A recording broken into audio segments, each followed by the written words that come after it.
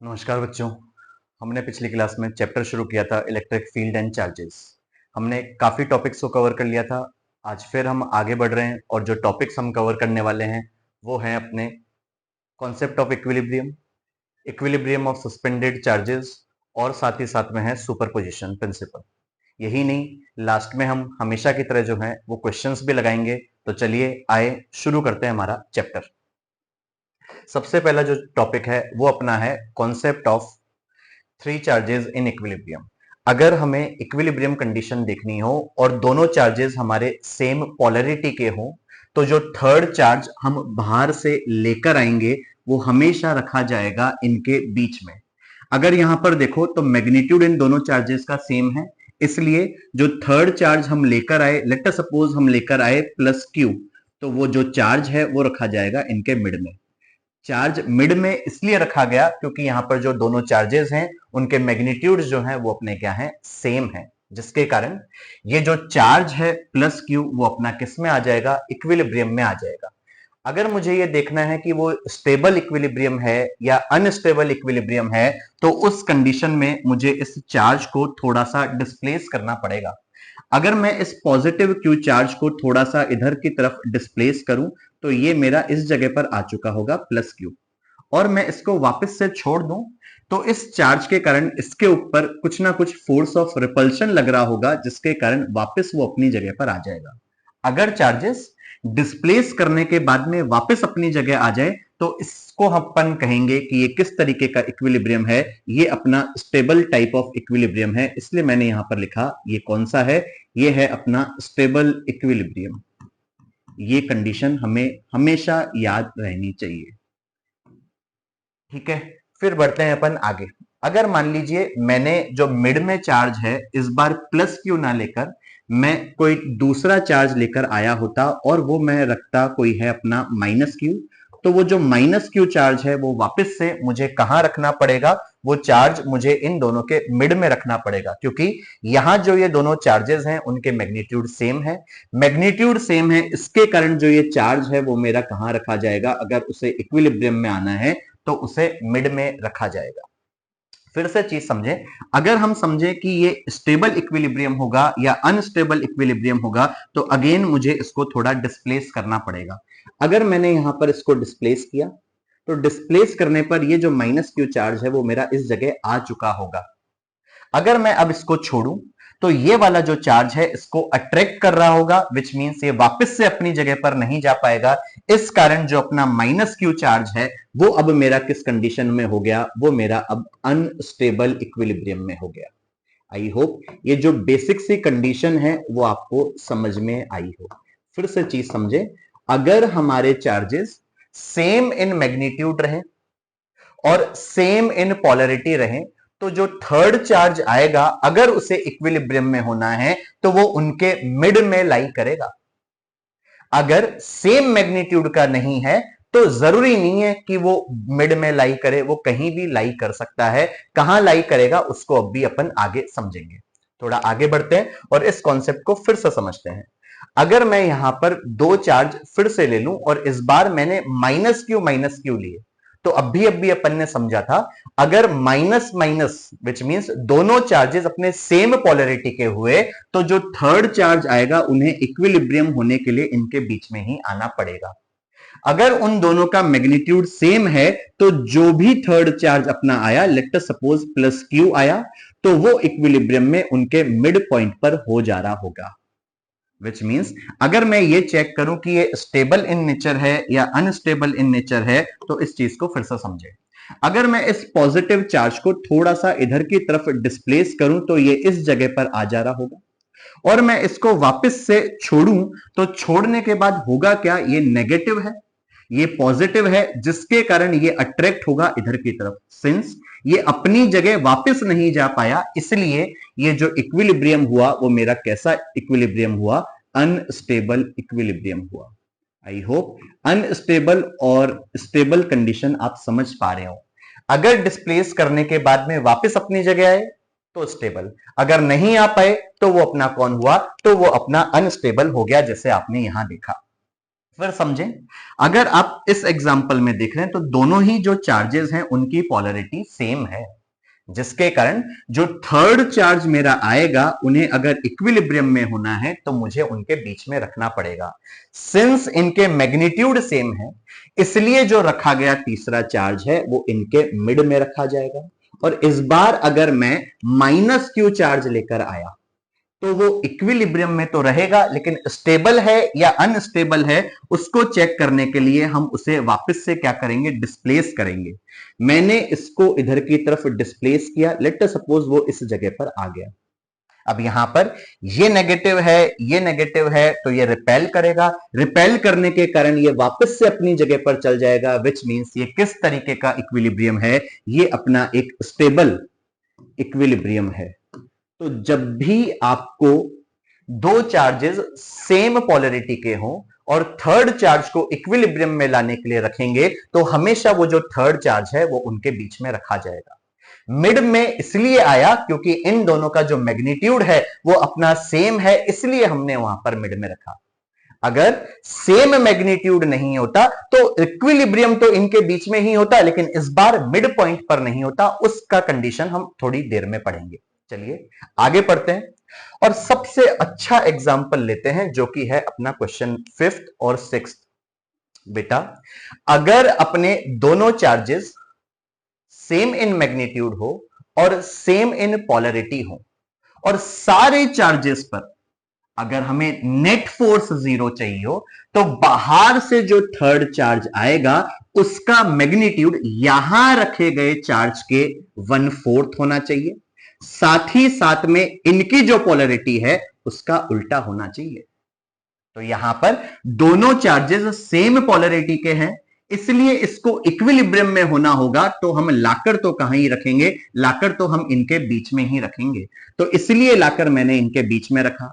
अब बीच में भी जो ये लाई करेगा वो लाई करेगा मिड पॉइंट के अंदर। क्यों? क्योंकि इन दोनों चार्जेस के जो मैग्नीट्यूड है वो मेरे सेम है। तो जैसे ही मैं यहां पर -q/4 चार्ज रखूंगा तो हर एक चार्ज पर जो नेट फोर्स है वो कितना रहेगा, 0 रहेगा। तो ये कंडीशन हमेशा याद रखिएगा, क्या? Net force on all the charges will be 0। Charges will be 0 सबसे प्यारी कंडीशन जो है ये बनती है, तो आपको हमेशा पता रहे। अब मैं आपसे पूछ लेता, इक्विलिब्रियम में तो ये हो गया, स्टेबल होगा या अनस्टेबल तो आप खुद समझ गए होंगे। सर अगर आप इसको इधर की तरफ डिस्प्लेस करेंगे तो ये माइनस है और ये प्लस है, जिसके कारण ये इधर की तरफ अट्रैक्ट हो जाएगा। अगर अट्रैक्ट हुआ तो वापस से ये अपनी जगह पर जा नहीं पाया, विच मींस ये नेट फोर्स तो 0 होगा ही होगा, साथ में जो ये स्टेबल या अनस्टेबल में से कौन सी कैटेगरी बनी, तो वो अपनी बनी अनस्टेबल इक्विलिब्रियम की कंडीशन। आई होप ये चीज आप समझ पाए हो। फिर से समझे सर, अगर हमारे पास में सेम पोलैरिटी के चार्जेस हैं और सेम उनका मैग्नीट्यूड है तो सबसे प्यारी जो कंडीशन हमारी थर्ड चार्ज की बनती है वो ये बनती है कि जो थर्ड चार्ज है वो अपना 1/4 टाइम ऑफ गिवन चार्ज हो। ना सिर्फ ये बल्कि उसका जो पोलैरिटी है वो इनकी क्या हो, रिवर्स हो। विच मींस यहां चार्ज अगर Q है तो अगर उनके मैग्नीट्यूड का 1/4 चार्ज आ जाए और इनकी अपोजिट पोलैरिटी का हो, तो अगर आप उस चार्ज को इनके मिड में रखेंगे तो किसी भी चार्ज पर आप कैलकुलेट कर लीजिए कौन, फोर्स, सब पे जो फोर्स है वो कितना आएगा, 0 आएगा। सर आपने बीच में क्यों रखा? बीच में इसलिए रखा क्योंकि आप देख पा रहे हैं ये जो दोनों चार्जेस कॉर्नर्स पर रखे गए हैं उनकी जो पोलैरिटी है वो अपनी सेम है। तो अगेन यहां पर अगर मैं बात करूं तो क्या होगी, net force on all the charges will be 0। Charges will be 0। ये कंडीशन सबसे प्यारी कंडीशन बनती है, तो आपको याद होनी चाहिए। यही नहीं, अगर मैं देखूं ये स्टेबल होगा या अनस्टेबल, तो आप इस चार्ज को जैसे ही इधर डिस्प्लेस करेंगे तो ये पॉजिटिव है, ये नेगेटिव है, तो इसकी तरफ अट्रैक्ट हो जाएगा। सिंस अपनी जगह पर वापस नहीं जा पाएगा, इसलिए जो ये कैटेगरी हुई वो कौन से इक्विलिब्रियम की हुई, वो अपनी अनस्टेबल इक्विलिब्रियम की हुई। आई होप ये कंडीशन आपके दिमाग में सेट हुई हो। जैसे समझे, अगर हम कोई चार्ज दो जो रखते कॉर्नर्स पर वो रखते कोई +3 माइक्रोकूलम और यहां पर भी होता +3 माइक्रोकूलम, तो थर्ड चार्ज अगर मैं बाहर से कुछ ऐसा ले आता कि वो 3/4 माइक्रोकूलम का होता, ना सिर्फ ये बल्कि इनके पोलैरिटी का अपोजिट होता -3, तो जब आप इसको यहां पर रखते तो चाहे आप फोर्स कैलकुलेट कर लें इस वाले चार्ज पर इन दोनों के कारण, चाहे कर लें इस वाले चार्ज पर इन दोनों के कारण, या कैलकुलेट कर लें इस वाले पर, सभी पे जो नेट फोर्स होगा वो क्या निकल कर आएगा, वो 0 निकल कर आएगा। और वो कैसा इक्विलिब्रियम होगा, वो अपना अनस्टेबल इक्विलिब्रियम होगा। सबसे खास और सबसे प्यारी कंडीशन है जो आपको याद होनी चाहिए, कंपटीशन के लिए ये बहुत खास है। चलिए आगे बढ़ते हैं। आई होप आप इस चीज को समझ पाए हो। अब बात ये आती है कि सर जब भी हमारे जो चार्जेस होंगे वो क्या रखे जो गए चार्जेस हैं उनका मैग्नीट्यूड क्या हमेशा सेम रहेगा? ऐसा जरूरी नहीं है सर। अगर मैग्नीट्यूड सेम रहे और दोनों सेम पोलैरिटी के हैं तो जो थर्ड चार्ज इक्विलिब्रियम में आएगा वो इनके बीच में आएगा, मिड में आएगा। मगर इस कंडीशन को पढ़ें। कंडीशन है if Q1 and Q2 are charges of same sign, means ये जो चार्ज है लेट अस सपोज कोई है Q1 और ये जो चार्ज है लेट अस सपोज कोई है Q2, अगर ये पॉजिटिव है और ये भी पॉजिटिव है, या ये नेगेटिव है और ये भी नेगेटिव है, तो उस कंडीशन में क्या होगा, बात समझिएगा। तो उस कंडीशन में जो थर्ड चार्ज हमारा इक्विलिब्रियम में आएगा वो पहली बात तो बीच में आएगा। बीच में क्यों आया? क्योंकि इनकी जो पोलैरिटी है वो अपनी क्या है, सेम है। अब बीच में आएगा तो वो किधर की तरफ होगा? अगर मैंने यहां पर कंडीशन कह दी कि जो Q1 है वो मेरा छोटा है Q2 से, तो जो थर्ड चार्ज आप यहां पर रखेंगे वो Q1 की तरफ x डिस्टेंस पर रखा जाएगा। मैंने जो इसका मैग्नीट्यूड है वो स्मॉल q मान लिया। अब चाहे ये पॉजिटिव हो या नेगेटिव हो, बात क्लियर हुई? तो यहां पर जो x डिस्टेंस है वो कौन से चार्ज से नापी गई है? वो नापी गई है स्मॉलर चार्ज से। याद रखिएगा, सेम पोलैरिटी के चार्जेस होते हैं तो थर्ड चार्ज को अगर इक्विलिब्रियम में रहना है तो उनके बीच में आना पड़ेगा। मैग्नीट्यूड अगर डिफरेंट है तो स्मॉलर चार्ज की तरफ वो जो है टिल्ट होगा। और कितनी डिस्टेंस होगी वो, अगर वो आपसे पूछ ले तो याद रखिएगा जो x है वो हमेशा कितना होगा, √Q1 upon √Q1 plus √Q2 into कौन बेटा, इंटू उन दोनों चार्जेस के बीच की डिस्टेंस। लेट अस सपोज ये डिस्टेंस अगर L है तो ये अपनी कौन होगी, ये अपनी x की वैल्यू होगी। समझिएगा सर, अगर दोनों चार्जेस सेम पोलैरिटी के हैं और मैग्नीट्यूड इस बार सेम नहीं है, सिंस पोलैरिटी सेम है इसलिए थर्ड चार्ज को बीच में आना पड़ेगा। बीच का मतलब बिटवीन है, मिड नहीं है। अगर मैग्नीट्यूड सेम होता तो वो मिड में आता। अगर मैग्नीट्यूड सेम नहीं है तो वो स्मॉलर चार्ज से x डिस्टेंस पर होगा, और जो x है वो हम इस फॉर्मूले से इजीली कैलकुलेट कर लेते हैं। हम न्यूमेरिकल्स में भी इसको अप्लाई कर सकते हैं। आई होप इस चीज को समझ पाए हो। लेकिन एक कंडीशन जो आपके दिमाग में होए, बेटा फॉर्मूला आप ये लगा रहे हैं तो ये जो x है वो स्मॉलर चार्ज से है, इस बात का भी आप ध्यान रखेंगे। अगले एग्जाम्पल पे चलते हैं। बात ये आती है सर, ऐसा कहीं जरूरी थोड़ी है कि हमारे जो चार्जेस हैं वो सेम मैग्नीट्यूड के हों। अगर अपोजिट मैग्नीट्यूड के हों तो क्या होगा, जैसे है अपना केस 2। केस 2 कह रहा है अगर Q1 और Q2 अपोजिट साइन के हैं, जैसे मैंने यहां पर जो है वो Q1 लिया और ये कोई मेरा पॉजिटिव है, यहां मैंने कोई Q2 लिया और ये मेरा कोई नेगेटिव है, ये नेगेटिव वो पॉजिटिव भी हो सकता है। और अपन ने माना कि इनका जो मैग्नीट्यूड है वो कुछ ऐसा है कि Q1 छोटा है आपका Q2 से। सिंस हमारे जो ये दोनों चार्जेस हैं उनकी पोलैरिटी डिफरेंट है, इसलिए अब थर्ड चार्ज को अगर इक्विलिब्रियम में होना होगा तो वो बीच में नहीं रखा जाएगा, अब वो रखा जाएगा उन चार्जेस से बाहर की ओर। किधर रखा जाएगा? वो अगेन इस बात पर डिपेंड करेगा कि छोटा जो चार्ज है वो कौन सा है। इधर अगर अपन देखें तो जो Q1 है वो मेरा स्मॉलर चार्ज है, तो स्मॉलर चार्ज से x डिस्टेंस पर जो है वो मेरा थर्ड चार्ज रखा जाएगा। लेट अस से इन दोनों चार्ज की जो डिस्टेंस है वो मेरी कोई थी L। बच्चा याद रखिएगा, पॉजिटिव पॉजिटिव या नेगेटिव नेगेटिव है तो थर्ड चार्ज मिड में, अगर एक पॉजिटिव और एक नेगेटिव है तो थर्ड चार्ज बाहर की ओर और छोटे चार्ज की ओर। कितने डिस्टेंस पे होगा? तो अगेन ये फॉर्मूला आपके दिमाग में होना चाहिए। क्या है फॉर्मूला? ये है अपना अंडर रूट Q1 अपॉन कौन बेटा, जो चार्ज बड़ा है तो वो अपना है Q2 माइनस कौन Q1 इंटू जो उन दोनों चार्ज के बीच की डिस्टेंस है वो मेरा क्या होगा? वो मेरा x की डिस्टेंस होगी। आई होप ये बहुत प्यारी कंडीशन और बहुत बढ़िया जो क्वेश्चन बनकर आता है यहां से वो आप हमेशा याद रखेंगे। चलिए थोड़ा आगे बढ़ते हैं और इस चीज को समझते हैं।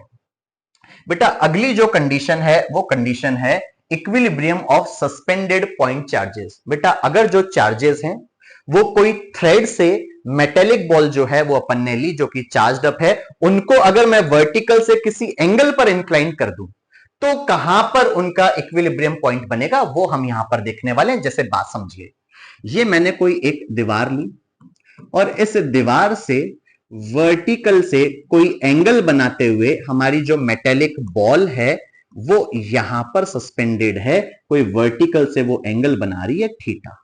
यही नहीं, दूसरी और भी हमारी जो ये मेटेलिक बॉल है या जो चार्ज्ड बॉल है वो कोई एंगल बना रही है थीटा। अगर हमसे पूछ लिया जाए कि उनकी इक्विलिब्रियम की कंडीशन क्या होगी तो इस चीज को आप ढंग से समझिएगा।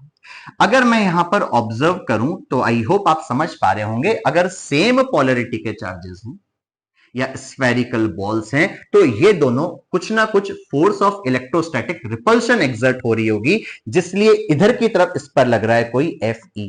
यही नहीं, इसका कोई मास है तो नीचे की ओर लग रहा होगा mg। ऐसे ही इस पर भी देखूं तो नीचे की तरफ जो फोर्स लग रहा है वो तो कितना होगा mg, और जो फोर्स ऑफ रिपल्शन लग रहा होगा वो लग रहा होगा इधर की तरफ। इतनी सी चीज तो आई होप आपको समझ में आ गई होगी। अब बात समझिएगा और इस चीज को देखें तसल्ली से।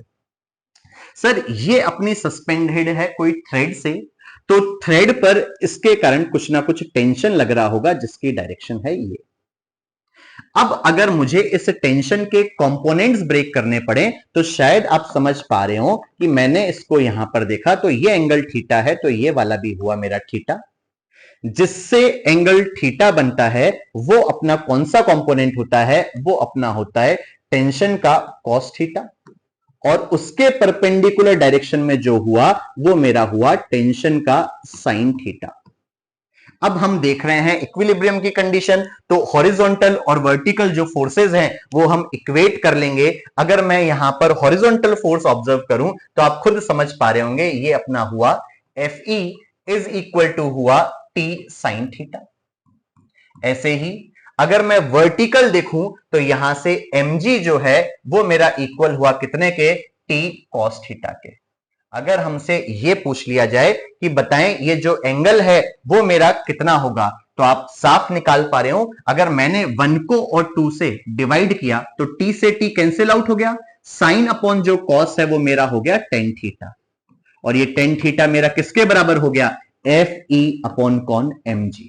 हमेशा यहां से जो है एंगल के क्वेश्चंस आ रहे होते हैं। आई होप आप एंगल बता दे रहे होंगे जो कि हो गया theta is equal to tan inverse Fe by mg। हमेशा याद रखिएगा। यही नहीं, अगर हमसे पूछ ले कि बताएं ये जो थ्रेड है उसमें टेंशन कितनी होगी, तो बेटा आप खुद समझ पा रहे होंगे अगर मुझे टेंशन चाहिए तो मुझे इनको एलिमिनेट करना पड़ेगा। तो इस बार आप क्या कीजिएगा, आप इस बार जो है दोनों इक्वेशंस को स्क्वायर करें दोनों तरफ और उनको ऐड कर दें। तो जैसे ही मैं इसको स्क्वायर करूंगा तो आप समझ पा रहे होंगे ये होता T square sine square theta is equal to कौन होता? इज इक्वल टू होता Fe का होल स्क्वायर। ऐसे ही सेकंड इक्वेशन में देखूं, दोनों तरफ मैंने स्क्वायरिंग करा तो ये वाला मेरा बनता T square cos square theta, और उधर की तरफ कौन है, mg, तो मैंने कौन लिखा, mg का होल स्क्वायर। अब बात समझो, अगर मुझे टेंशन चाहिए, उनको एलिमिनेट करना है एंगल वालों को, तो दोनों को मैं क्या कर दूंगा, ऐड कर दूंगा। जैसे ही मैं दोनों को ऐड करूंगा, टी को बाहर निकालूंगा तो अंदर हो गया sine square theta plus cos square theta, जो कि है 1। तो यहां से T square is equal to मेरा कौन हुआ, एफ ई का स्क्वायर प्लस एम जी का होल स्क्वायर। और अगर आपसे टेंशन पूछ लेता तो t इज इक्वल टू आपका कितना हो गया, ये आपका हो गया अंडर रूट एफ ई का स्क्वायर प्लस एम जी का होल स्क्वायर। आई होप ये चीज आप याद रखेंगे, हमेशा याद रखिएगा बेटा। अगर टेंशन पूछे तो under root F E square plus M G का होल स्क्वायर। अगर आपसे एंगल पूछे तो वो आपका कितना हो गया, tan theta is equal to F E by M G. सबसे प्यारा क्वेश्चन यहां से बनकर आता है, हमेशा ये अपने नीट वाले भी पूछते हैं, जेई वाले भी पूछते हैं, और बोर्ड वालों का तो ये एकदम सिंपल सा क्वेश्चन है जो अक्सर पूछा ही जाता है। अब अपन बढ़ते हैं अगले टॉपिक की ओर, जो कि अपना कौन है, equilibrium of suspended point particles when emerged in liquid. अभी हमने देखा, जब भी हम कोई जो स्फेरिकल बॉल्स थी जो अपनी सस्पेंडेड थी वो एयर में थी, तो कितना एंगल लगा और जो है कितनी उनपे टेंशन हुई। अगर मैं उसी सेम सेटअप को इमर्ज कर दूं कोई लिक्विड के अंदर, जैसा कि यहां समझे, ये मैंने यहां पर डायग्राम ड्रॉ किया एक बार, ये मेरी मेटेलिक बॉल्स जो कि सस्पेंडेड थी, और इस सेटअप को जो है वो मैंने इमर्ज किया है कोई लिक्विड के अंदर, जो कि है अपना ये, जिसका डाइलेक्ट्रिक कांस्टेंट हम मान रहे हैं, लेट अस सपोज इसका जो कोई डाइलेक्ट्रिक कांस्टेंट है वो अपना है बेटा कौन, के। बेटा जब भी आप यहां पर लिक्विड में इमर्ज करेंगे तो होगा क्या, जो डाइलेक्ट्रिक कांस्टेंट है वो अगर के है, तो यहां पर जो फोर्स, इलेक्ट्रोस्टैटिक फोर्स जो यहां पर लग रहा था वो मीडियम डिपेंडेंट होता है, तो वो अपना चेंज हो जाएगा। ना सिर्फ वो ये, बल्कि जब आप इसको इसमें इमर्ज करेंगे तो एक्सेलरेशन ड्यू टू जो ग्रेविटी है वो भी आपकी चेंज होगी। मगर जो वर्टिकल एंगल ये पहले बना रहा था उन बॉल के साथ में, अगर मैंने सेम सेटअप को इमर्ज किया है तो स्टिल वो जो एंगल है वो आपका क्या रहेगा, सेम रहेगा। और यही अपना कॉन्सेप्ट है क्या, angle will remain same, angle will remain same. इस चीज को आप हमेशा के लिए याद रखिएगा, क्योंकि जो क्वेश्चन है वो इसी पॉइंट से जो है वो ब्रेक होता है। लेकिन समझते हैं और क्या क्या चीज हमें मिली। सर अभी हमने निकाला था जो टेन थीटा है वो अपना आया था F E by M G. Sir F E जो है वो इलेक्ट्रोस्टैटिक फोर्स होता है और वो अपना मीडियम डिपेंडेंट होता है। अगर मीडियम बदल गया तो यहां पर जो इलेक्ट्रोस्टैटिक फोर्स है वो भी आपका क्या होगा, चेंज हो जाएगा। सर आपने मीडियम में डाला है, कोई लिक्विड के अंदर डाला है, तो यहां पर जो एक्सेलरेशन ड्यू टू ग्रेविटी है वो भी चेंज हो जाएगी। लेट अस सपोज वो कोई अपनी हो गई जी डैश। अब यहां बात समझिएगा, हम मान रहे हैं जो अपनी लिक्विड है उसकी डेंसिटी जो है वो कोई है रो, और जो यहां पर बॉल थी, मेटेलिक बॉल थी, उसका जो डेंसिटी है वो अपन ने मानी कोई सिग्मा। तो यहां अगर मुझे एंगल देखना होगा तो मुझे इफेक्टिव वेट निकालना पड़ेगा। अब इफेक्टिव वेट कैसे निकालते हैं, क्या होता है, ये आपने क्लास 11th में पढ़ रखा होगा। सर जो वेट है वो अपना कौन होता है, वो अपना होता है mg। m जो है वो अपना मास होता है, और डेंसिटी इज इक्वल टू होती है मास अपॉन वॉल्यूम। तो अपना मास क्या हो गया, डेंसिटी इंटू वॉल्यूम। तो यहां पर चीज समझिएगा, अगर मैं वेट निकालू mg, तो यहां से अगर वॉल्यूम मेरा v है तो इफेक्टिव वेट मेरा कितना हो गया, v into sigma into G minus v into rho into वट बेटा इंटू जी। थोड़ा सा मैं इसको रिजॉल्व करूं तो आप देख पा रहे होंगे, अगर मैं v सिग्मा g को बाहर निकाल लूं तो इधर मेरा बचता 1 माइनस सिग्मा अपॉन रो। इसी को अपन जो कह दे रहे होते हैं वो क्या कहते हैं बेटा, इफेक्टिव जी। आई होप इस बात को आप समझ पाए हो। सर हमें जो निकालना है वो तो निकालना था सर क्या, ये क्या इफेक्ट पड़ा, या हम यहां पर देखें डाइलेक्ट्रिक जो कांस्टेंट है वो हम निकाल सकते हैं इनके टर्म्स में। तो इसको रिजॉल्व करने के लिए मैंने आपको चीज बताई, जो एंगल है वो आपका हमेशा सेम रहेगा, विच मींस जब आपने लिक्विड में नहीं डाला था उस समय जो आपकी टेन थीटा की वैल्यू थी वो आपकी थी F E by M G, और अभी भी एंगल उतना ही रहेगा, तो अभी वो वैल्यू कितनी बनी थी, F E by M G dash. अब बात समझिएगा, हमने देखा था जब भी हम कोई भी लिक्विड के अंदर इमर्स कर देते हैं तो उसका जो फोर्स होता है वो फोर्स इन एयर के 1/k टाइम्स हो जाता है, which means F E dash को क्या मैं एफ बाय के से सब्सटीट्यूट कर सकता हूं, जो अपन ने पिछली क्लास में पढ़ा था। ऐसे ही अगर मैं mg डैश की बात करूं तो mg जो डैश है बेटा वो तो अभी आपने कैलकुलेट करा, जो कि क्या था आपका v इंटू रो इंटू जी इंटू ये। तो यहां पर चीज समझे, मैं यहां पर लिख रहा हूं तो ये मेरा कितना हुआ, mg इंटू कौन 1 माइनस रो बाय सिग्मा। ये किसके बराबर चल रहा था, ये चल रहा था अपना F E by M G के। तो यहां से आप साफ देख पा रहे हैं एफ ई जो है वो एफ ई से कैंसिल आउट हुआ, mg जो है वो mg से कैंसिल आउट हुआ। तो अगर मैं इसको थोड़ा सा सॉल्व करूं तो आप इधर देखिएगा, ये अपना हुआ k into what into sigma minus rho upon कौन हुआ, upon sigma, which is equal to 1। अगर मैं यहां आपसे k की वैल्यू पूछ लूं तो k इज इक्वल टू अपना कितना हो गया, सिग्मा अपॉन सिग्मा माइनस रो। और ये एक बहुत प्यारा जो है वो कॉन्सेप्ट बन सकता है जब आपसे डाइलेक्ट्रिक कांस्टेंट पूछ ले in terms of densities when it is immersed in liquid. अभी तक बहुत मुश्किल से पूछा गया, एडवांस में एक दो बार पूछा है, लेकिन फिर भी आपको ये जो कॉन्सेप्ट है वो आना चाहिए।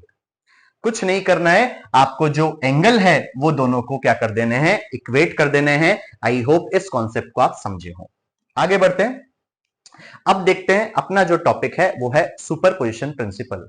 बेटा सुपरपोजिशन प्रिंसिपल आपने 11th क्लास में चैप्टर 8 ग्रेविटेशन में देखा होगा, और इसको आप इस बार फोर्स में भी देखेंगे, इलेक्ट्रिक फील्ड में भी देखेंगे, पोटेंशियल में भी देखेंगे।